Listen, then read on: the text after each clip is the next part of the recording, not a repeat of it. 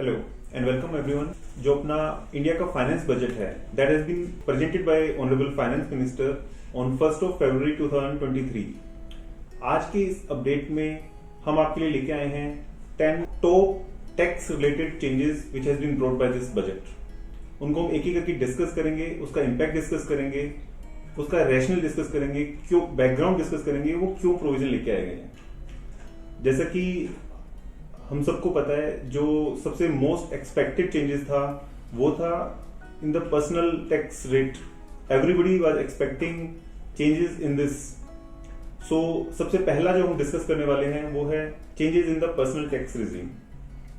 हम सब लोग एक्सपेक्ट कर रहे थे कि government is going to increase the limit of ATC जो कि प्रेजेंटली 1.5 लाख पर एनम है, या इंटरेस्ट ऑन हाउसिंग लोन की जो लिमिट है जो 2 लाख रुपीज पर एनम है उसको इंक्रीज करेंगे, या ATD में मेडिक्लेम की इंक्रीज करेंगे लिमिट। बट सबको सरप्राइज करते हुए गवर्नमेंट ने इनमें से कोई भी लिमिट को चेंज नहीं किया।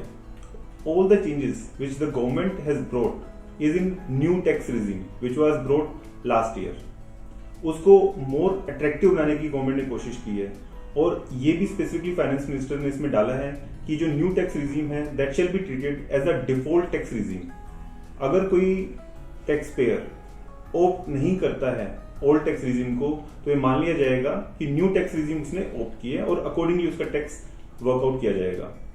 सो न्यू टैक्स रिजीम में उन्होंने जो स्लैब रेट्स थे जो लास्ट ईयर थे उसको टिंकर किया है और उसको अट्रैक्टिव बनाया है।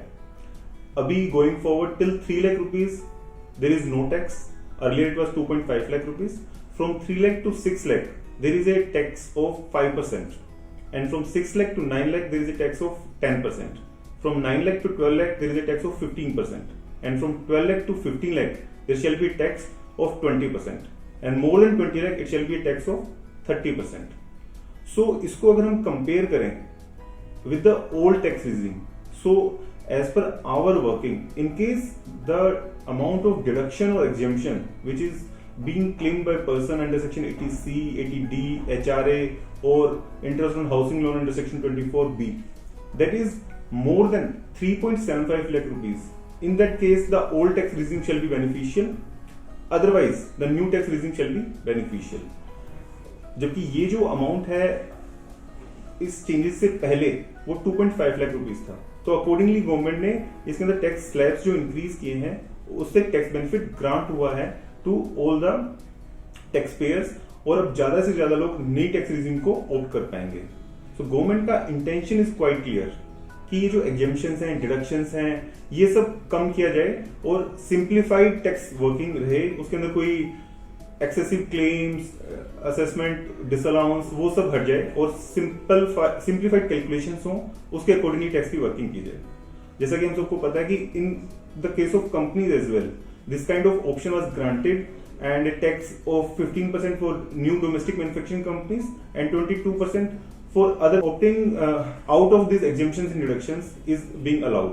So same is the case with personal tax regime, और इसके अंदर गवर्नमेंट ने ये टैक्स रेट्स को कम किया है। इसके अलावा जो है जो स्टैंडर्ड डिडक्शन का बेनिफिट है जो ओल्ड टैक्स रिजीम में मिलता था अंडर सेक्शन 16 50,000 तक का, उसको एक्सटेंड किया गया है न्यू टैक्स रिजीम में भी। तो ये एक बेनिफिट है for the salary and the pensioners. एक और जो इंपॉर्टेंट इसमें चेंज लाया है इस बारी वो है जो 87A का जो बेनिफिट होता था ओल्ड टैक्स रिजीम के अंदर, जिसकी वजह से the tax payers earning an income of up to 5 lakh rupees there was no tax in case of old tax regime. तो similarly in the new tax regime अब ये जो 87A का बेनिफिट है वो ग्रांट किया जाएगा till the income threshold of 7 lakh rupees. So till 7 lakh rupees effectively there shall not be any tax. अगर आपकी 7 लाख तक की इनकम है तो आपको कोई भी टैक्स नहीं देना पड़ेगा। The amount of tax shall be allowed as a rebate under section 87A। तो अकॉर्डिंगली उसके अंदर एक प्रोवाइजो ऐड कर दिया गया है। एक और जो इंपॉर्टेंट चीज लेके आए हैं under the personal tax regime is the amount of surcharge. जो सरचार्ज पहले हाईएस्ट जो सरचार्ज था that was 37% in case of a person whose income is exceeding 5 crore rupees, but अब उसको 37% को रिड्यूस करके 25% कर दिया गया है, जो कि earlier there was a slab of 2 crore to 5 crore जहां पे 25% का सरचार्ज होता था। बट गोइंग फॉरवर्ड 2 करोड़ से ऊपर की इनकम के ऊपर ओनली 25% का सरचार्ज रहेगा और 37% का सरचार्ज वो हट जाएगा। इसकी वजह से क्या होगा कि जो हाई इनकम पर्सन्स हैं उनका जो इफेक्टिव टैक्स रेट है that shall be reduced from 42.74% to 39%। तो इफेक्टिवली 3.75% का उनको टैक्स में बेनिफिट होगा, उनकी टैक्स लायबिलिटी रिड्यूस हो जाएगी इससे। So these were the changes in the personal tax regime and there was no change announced in corporate tax regime. Now we move on to the second important change which has been brought by this budget. That is in relation to increase in the presumptive tax regime. तो जैसा कि हम सबको पता है, in the case of businesses there is a section 44AD which permits a taxpayer of having a business income up to 2 crore rupees to opt for presumptive tax and discharge his tax liability at the rate of 6% in case of banking receipts and 8% in the case of other than banking receipts. So ये जो scheme है इसको extend किया गया है up to business income of 3 crore rupees. तो 3 करोड़ तक की अगर आपकी इनकम है तो आप इस प्रिजम्पटिव टैक्स में आ सकते हैं, बट इसमें कंडीशन ऐड की गई है कि आपकी जो इनकम है that should be 95% from the banking mode. It should be either through RTGS, check, NIFT, online transfer, UPI. Those kind of receipts should be more than 95%. Similarly, the payment should also be more than 95% from these banking channels. अगर आपका cash का component उसके अंदर ज्यादा है तो आपकी जो लिमिट है that won't be enhanced to 3 crore rupees and it shall remain to be 2 crore rupees. Similarly, in the case of professionals, under section 44 ADA, वो जो लिमिट है 50 लाख रुपीस होती थी पहले, अब उसको इंक्रीज कर दिया गया है 75 लाख रुपीस पे।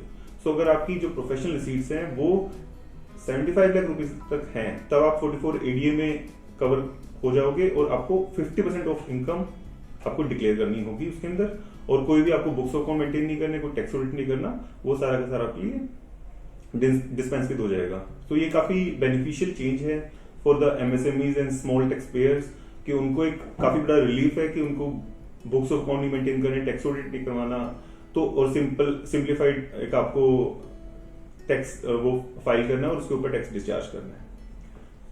सो ये दो हमने इंपॉर्टेंट चेंजेस डिस्कस किए हैं। Now we move on to the third important change, that is in relation to capital gains.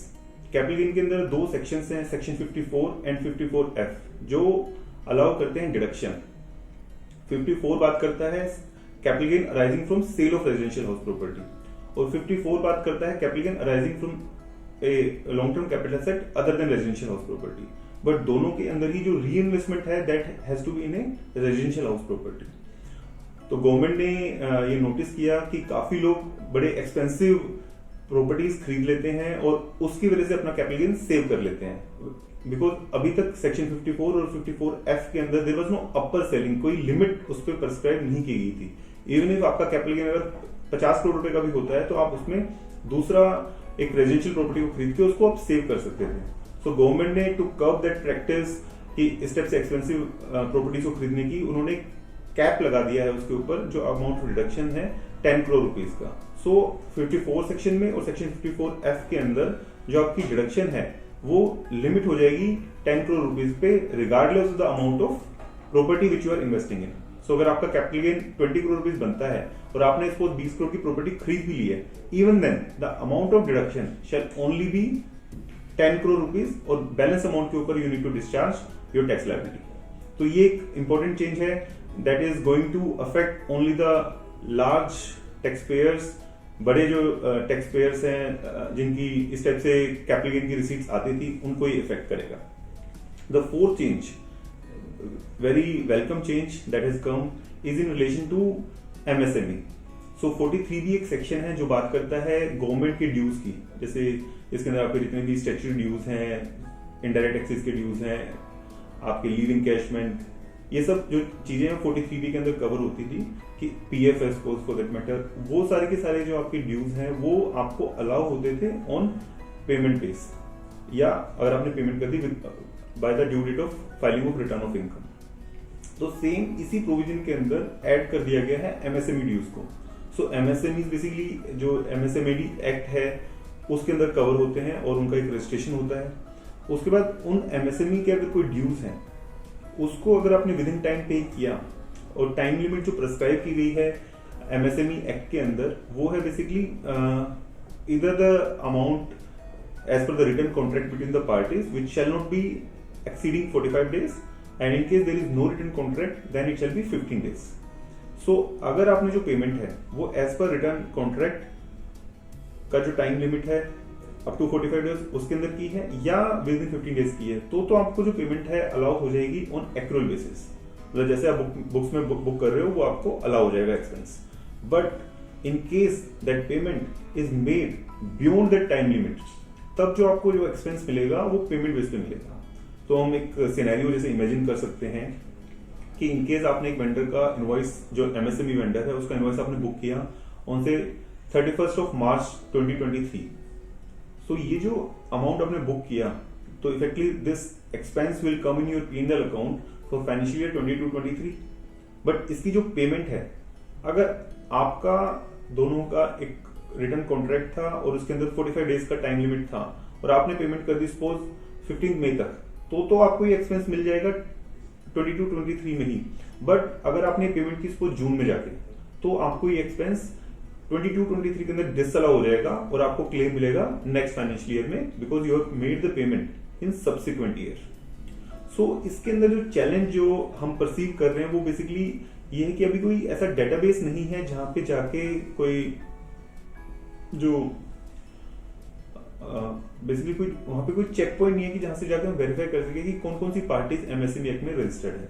अभी तक हम डिपेंड करते हैं या तो MSME जो सप्लायर्स हैं वो अपने आप इंटीमेट करें, उसके बेस पे ही कंपनी उनको रिकॉग्नाइज करती है as a MSME. So going forward इधर there should be a mechanism where we can check all the vendors with their registration status and accordingly mark in our books of accounts whether they are MSME or not. So government should come out with such kind of a system that should help in compliance of this particular provision for the taxpayer as well as the tax auditor. And the fifth change which we are going to discuss is in relation to capital gains. Capital gain के अंदर जो government ने एक चीज find out की, जो notice की, वो ये था कि काफी लोग क्या करते थे कि इंटरेस्ट ऑन जो हाउसिंग लोन होता था उसका जो बेनिफिट है वो 24 सब क्लोज बी के अंदर भी क्लेम कर लेते थे और साथ ही साथ उस अमाउंट को वो as a cost of property भी क्लेम करते थे. तो ये डबल काइंड ऑफ बेनिफिट लोग अवेल कर रहे थे क्योंकि there was no specific provision. Interest on जो हाउसिंग लोन है that is part of cost because वो प्रॉपर्टी जब हम रीसेल करते हैं तो उसको एज ए कॉस्ट का बेनिफिट मिल जाता है. और 24B में या तो वो रेंटेड प्रॉपर्टी है जो हमने लीज पे की हुई है या वो सेल्फ ऑक्यूपाइड है तो भी मुझे उसका इंटरेस्ट का बेनिफिट मिल जाता है. तो उसको कब करने के लिए, उसको अवॉइड करने के लिए गवर्नमेंट ने एक प्रोवाइजो ऐड किया है कि अगर आपने कोई डिडक्शन उसकी क्लेम की है अंडर सेक्शन 24B तो that much amount shall not form part of your cost of asset.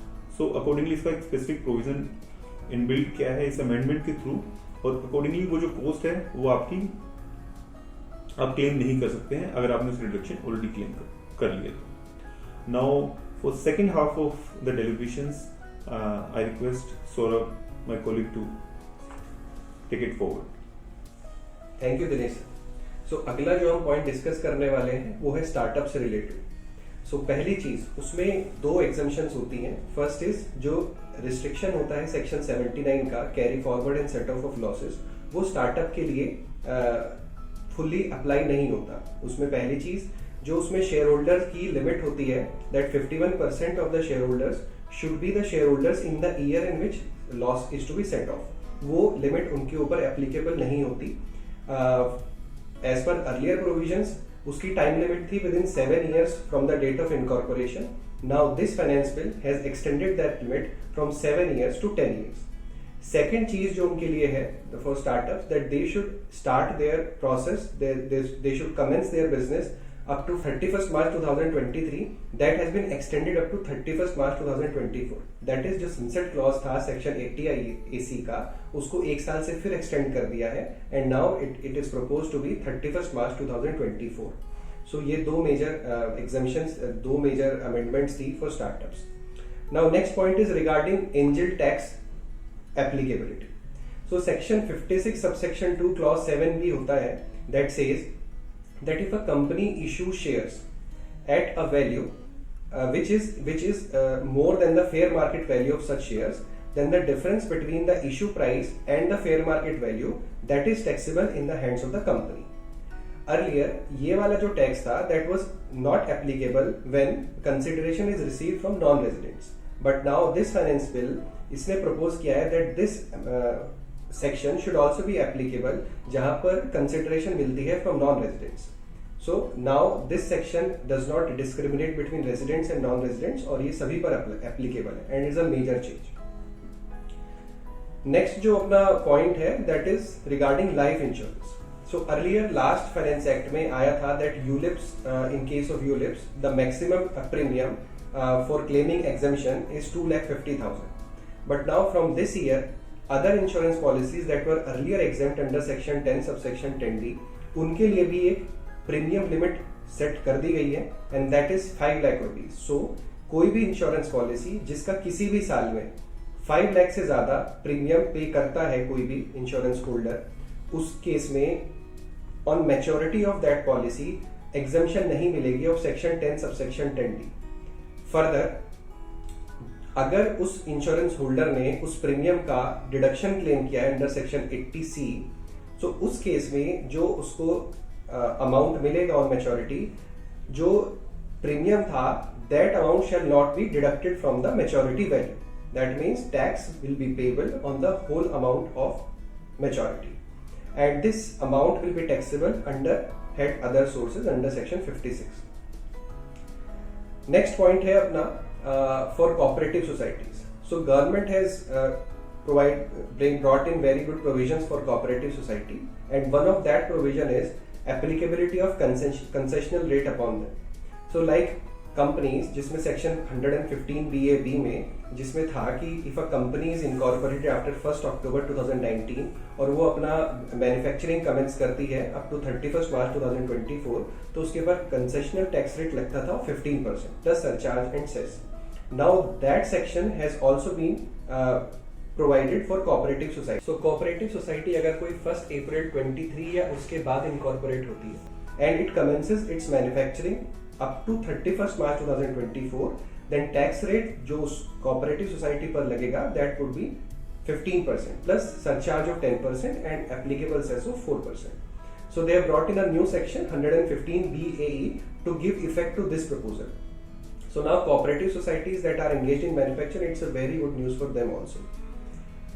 Now the next provision and a very stringent provision is regarding TCS on overseas tour packages and liberalized remittance scheme.